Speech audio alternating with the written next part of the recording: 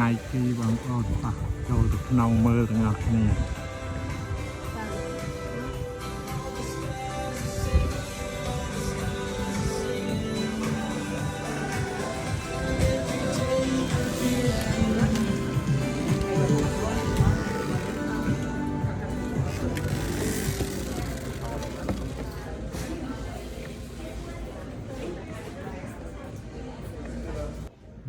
ស្បែកជើងបងប្អូន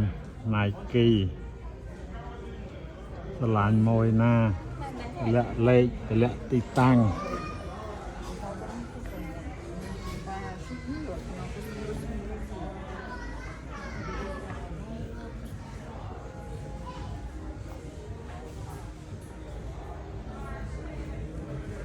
បងប្អូនណាត្រូវការតម្លាក់លេខតម្លាក់ទីតាំងមកម៉ូតអី